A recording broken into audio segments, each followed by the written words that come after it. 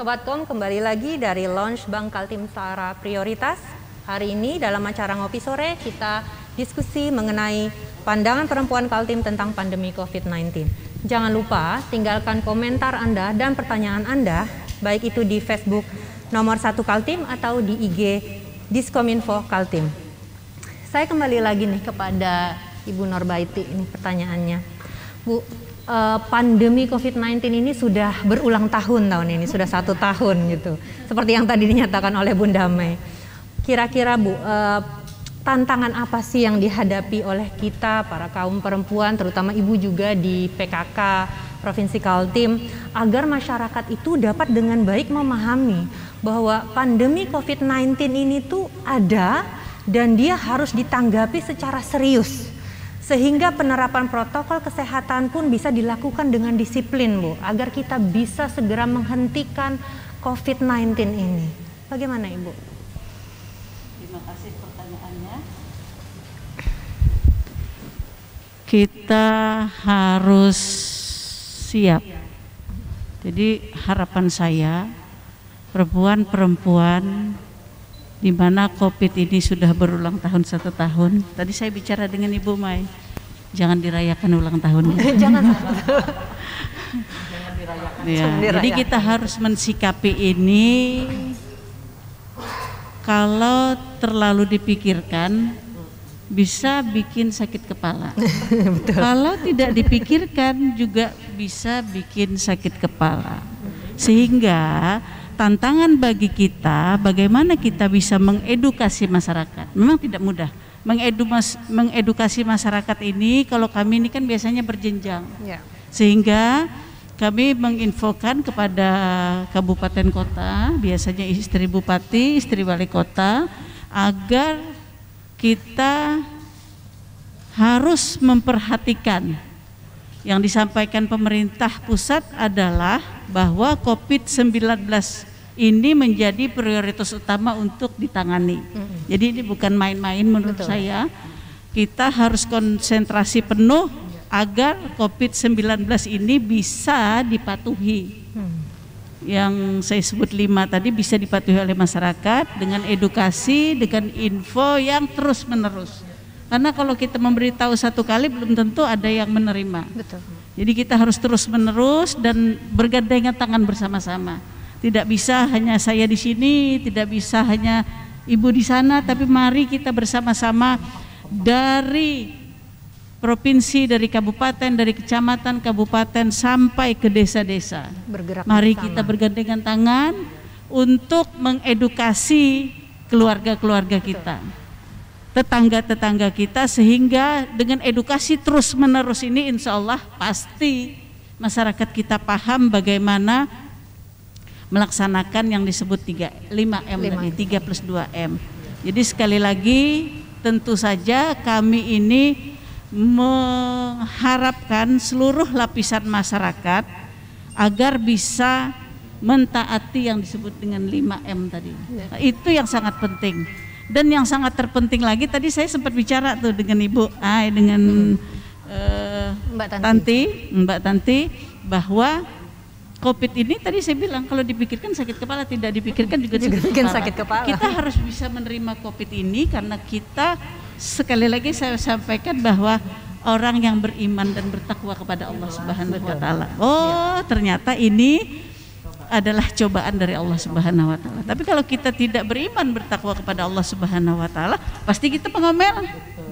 Ini jalan kutukan, ini macam-macam. Tapi kalau kita sadar bahwa iya betul, ini adalah cobaan dari Allah Subhanahu wa taala. Nah, dengan cobaannya kita pakai masker. Laki banyak di rumah pula. Nah, laki banyak di rumah, jadi suami banyak di rumah. Karena memang kerja ada yang di rumah. Betul. Ya, jadi ada yang kerja di rumah. Ya, jadi semua aktivitas di masa pandemi COVID seperti ini juga ada baiknya, Bu, bagi keluarga kita, bagi anak-anak kita. Anak-anak kita juga tidak banyak keluar, yang harusnya sekolah akhirnya di rumah. Kemudian juga sama yang kuliah. Walaupun mereka kuliah, mereka pada pulang, akhirnya di rumah kuliahnya juga online. Jadi semua itu mau tidak mau lagi, suka tidak suka kita harus bisa beradaptasi bahwa ini COVID adalah tentu ada hikmahnya bagi kita semua. Insya Allah pasti ada hikmahnya semua. Dan saya berharap bahwa kita harus sabar. Saya kalau sudah ke pedalaman-pedalaman, ke kampung-kampung, kepada ibu-ibu rumah tangga, Bu, karena interaksi saya kan biasanya ke masyarakat langsung. Saya sampaikan bahwa sebelumnya gaji 1 juta, sekarang gaji 700.000 rupiah saja. Ya kalau Bu, nah itulah rezeki yang diberikan Allah pada kita tahun ini, bulan ini, jam ini, tidak bisa dihindari. Akhirnya kita kembali lagi kepada Allah Subhanahu wa Ta'ala bahwa kita bersyukur dan bersabar di dalam menghadapi COVID-19. Luar biasa Ibu, terima kasih atas pandangannya. Sekarang saya akan beralih ke ibu-ibu inspiratif lainnya yang ada di sebelah kiri saya. Saya ingin menggali lebih jauh pandangan dari Mbak Tanti nih. Mbak Tanti sebagai Ketua Serikandi Pancasila Kaltim ya. Pandemi COVID-19 ini tadi seperti kita sudah bicarakan juga bahwa dia meluluhlantahkan banyak sendi-sendi dalam kehidupan kita. Awal mulanya ini hanya masalah kesehatan kata orang, tapi kemudian bergerak, berkembang menjadi krisis ekonomi, krisis sosial budaya gitu ya Mbak Tanti ya. Dari kita hanya bicara awalnya pada statistik jumlah penderita, sampai kini kita bicara tentang pekerja yang di-PHK-kan dan lain sebagainya. Oke, Mbak Tanti kira-kira nih, apa peran kontributif yang bisa dilakukan para perempuan politik dalam hal ini, seperti Mbak Tanti salah satunya, dalam mengatasi situasi pandemi selama ini? Mungkin bisa diceritakan pengalamannya, silakan Mbak Tanti. Betul. Terima kasih Mbak Rina. Jadi peran serta perempuan di kondisi pandemi ini sangatlah besar. Tidak hanya perempuan menjadi inspirasi perempuan lain, tetapi harus bersama-sama membentuk kekuatan dalam bentuk apapun sekuat tenaga untuk bisa bersama-sama melewati pandemi ini dengan baik. Setidaknya dengan lingkungan sekitar kita masing-masing dulu, berbuat banyak dan berbuat baik untuk masyarakat sekitar. Dan tentunya di organisasi kami di Serikandi Pemuda Pancasila, dari awal pandemi COVID ini kami langsung memberikan bantuan baik material maupun imaterial. Karena edukasi saat ini menjadi faktor yang penting, tidak hanya materi. Nah, yang terbaru gerakan kami adalah membagikan 1 juta sajadah. Karena sajadah itu bisa menjadi salah satu media penularan COVID-19. Dan peran serta organisasi sangat dibutuhkan karena organisasi kemasyarakatan tentunya ada untuk masyarakat. Baik itu dalam skala perannya di lingkungan terkecil dalam keluarga misalnya, sampai juga di perusahaan-perusahaan besar gitu yang menjadi representasi mesin ekonomi negara. Perempuan itu membuktikan kemampuannya dia dengan sangat signifikan bahwa dia handal sebagai pengelola keuangan baik itu lembaga maupun keluarganya. Nah, dalam pandangan Ibu kemudian, bagaimana peran serta perempuan wirausahawan terutama dalam membentuk ketangguhan ekonomi keluarga di masa pandemi COVID-19 ini, Bu? Baik, terima kasih Mbak Rina. Memang dampak COVID ini sangat luar biasa ya. Kalau dibilang seluruh dunia itu orang juga stres. Ya. Jadi karena ini sudah berlaku terlalu lama, peranan setiap orang tentunya, terutama perempuan, itu memang harus lebih strong. Ya, kalau kita lihat pelaku ekonomi sekarang memang lebih banyak perempuan ya.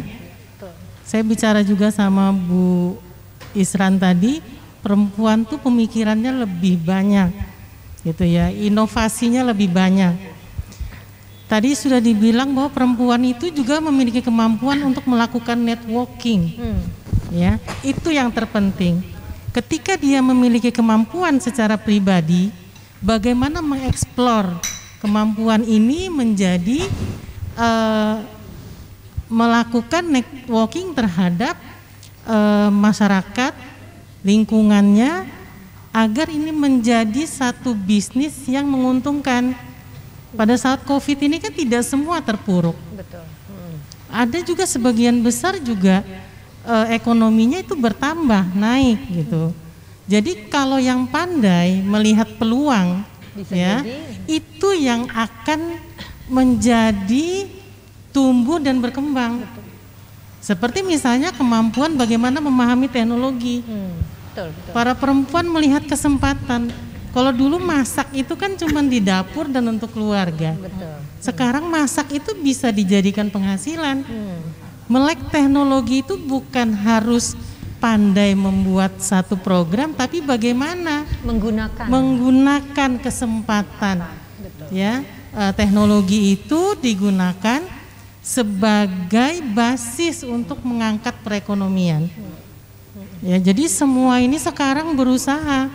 Saya lihat para wanita walaupun yang remaja, apalagi ibu-ibu, saya suka lihat tuh ada kumpulan resep, ada yang sambil jualan. Betul. Nah, kesempatan inilah yang mestinya memang selain juga edukasi dari pemerintah, dari dunia perbankan, dari organisasi lain, supaya kita bahu membahu ya di dalam mengangkat perekonomian kita.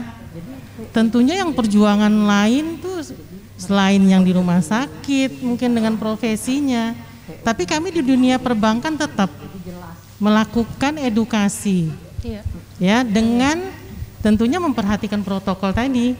Sebenarnya dulu tuh mungkin kita khawatir ya, mau sosialisasi, tapi ternyata sekarang sudah ada Zoom fasilitasnya. Jadi sebenarnya tidak ada batas lagi. Tinggal mindset kita menggunakan teknologi ini bagaimana. Ya, jadi sudah tidak ada batas, kita tinggal membiasakan diri kita dengan kondisi yang baru. Itu terutama. Saya kira siapa yang mau, mampu, dan kita tuh berharap perempuan itu menjadi perempuan yang cerdas, yang pintar gitu ya, yang cermat, kemudian mampu mengelola dirinya untuk lebih optimal. Bisa lebih berdaya guna. Iya, gitu ya. saya kira itu ya. Luar biasa Ibu. Sekarang kita akan beralih lagi ke narasumber kita yang tidak kalah luar biasanya, yaitu Mbak Sri Wahyuni. Mbak Sri, pariwisata itu kan salah satu sektor yang terdampak ya, luar biasa karena COVID-19 ini. Meskipun kita istilahnya terpuruk begitu pariwisata kita selama pandemi ini, tapi bukan berarti bahwa para pelaku sektor pariwisata itu hanya berdiam diri saja tanpa usaha untuk melakukan upaya pemulihan begitu agar bisa terus berjalan. Nah, dalam pandangan Mbak Yuni selaku Kepala Dinas Pariwisata Kaltim, bagaimana peran perempuan kemudian, peran perempuan Indonesia, peran perempuan di Kalimantan Timur dalam pemulihan pariwisata Indonesia yang berorientasi global saat ini? Silakan Mbak Sri. Ya baik, luar biasa. Kalau tema dari Hari Perempuan Internasional adalah berani untuk challenge. Pertanyaan Mbak Rina juga sangat challenging. Jadi Mbak Rina udah challenge juga. Kalau kita melihat memang pelaku industri pariwisata termasuk sangat-sangat terdampak pada pandemi ini. Betul. Di bagian pelaku industri pariwisata mungkin bisa dikatakan 50-60% juga pekerjanya adalah dari sektor tenaga kerja perempuan. Nah, bagaimana mereka, saya mungkin ingin sampaikan dulu bagaimana mereka di masa pandemi.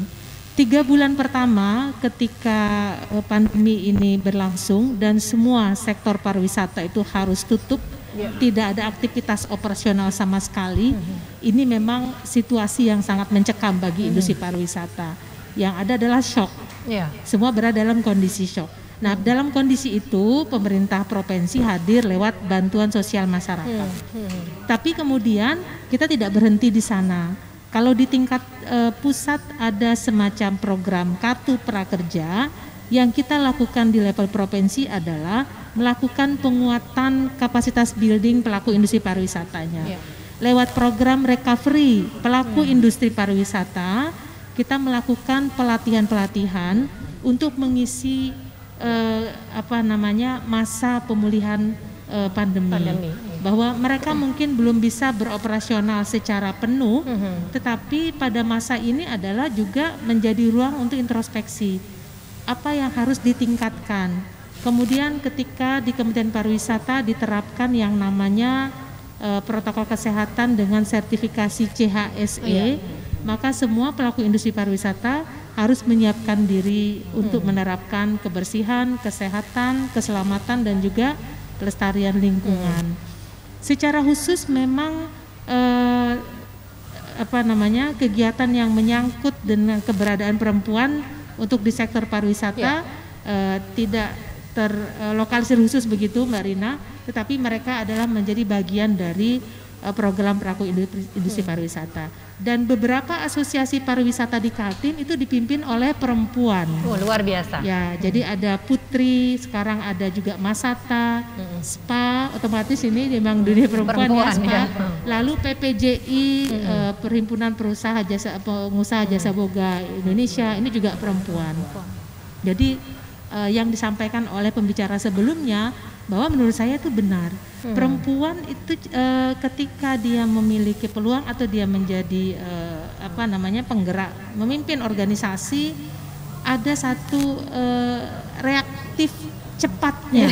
Mungkin ini bawaan naluri ketika harus di rumah, perempuan. Ya, sigap gitu. Iya, misalnya di rumah saja, anak sakit sebelum ke dokter mungkin ibunya sudah melakukan tindakan lebih dulu. Betul. Nah, naluri perempuan untuk itu, untuk hal yang detail melakukan keselamatan pertama itu dilakukan, dan kelihatannya dalam organisasi juga seperti itu. Saya mengamati bagaimana asosiasi pelaku industri pariwisata itu gencar memberikan informasi, webinar, penguatan, penyelamatan organisasi, kemudian bagaimana meraih bantuan penerapan protokol CHSE. Jadi dapat dikatakan untuk di sektor pariwisata perempuan-perempuan yang bergerak di sana juga cukup survive. Dan kabar yang lain juga bahwa ketika mereka tidak survive di industrinya karena tidak bisa beroperasional, mereka melakukan pilihan. Jadi mencoba profesi yang lain tanpa meninggalkan profesi yang sebelumnya. Jadi di sektor kuliner, ada yang mendalami desain, menjahit, dan itu bisa menghasilkan ada sebuah kreativitas, ada produktivitas ekonomi yang bisa dilakukan. Itu gambaran untuk di sektor pariwisata. Luar biasa Mbak Sri. Itulah tadi gambaran bagaimana perempuan-perempuan hebat yang ada di Indonesia maupun juga terutama di Kalimantan Timur mencoba bertahan dalam mengatasi pandemi COVID-19 ini. Sobatkom semuanya, kita akan break dulu beberapa saat dan kita akan lanjutkan setelah ini.